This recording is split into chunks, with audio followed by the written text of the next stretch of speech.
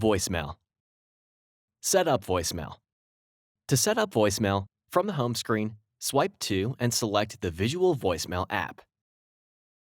Ensure all permissions are enabled, then select Accept. Select Begin Setup. Select Finish. If you are a new customer and have not established a voicemail box, you will be prompted to choose a password and greeting. Access and check voicemail. When you receive a new voicemail, the voicemail icon will appear in the notification bar. You can also access your voicemail to check your messages by selecting and holding the 1 key from the dial pad. From the home screen, swipe to and select the Visual Voicemail app. Select the desired message. Select the play icon to play the message. Select the pause icon to pause the message. To delete the message, select the delete icon, then select Yes to confirm.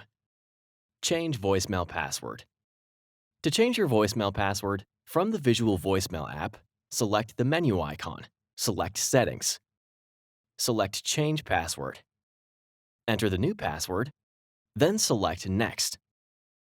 Enter the password again to confirm, then select OK. You can also access your voicemail to change your password by selecting and holding the 1 key from the dial pad and following the prompts. However, you must know your current voicemail password. If you have forgotten your existing voicemail password, you will not be able to access voicemail until you reset your voicemail password. To reset your voicemail password, go to att.com/resetvm. Voicemail settings.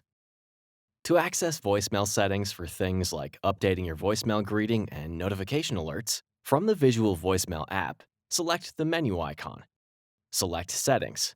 Edit the desired settings.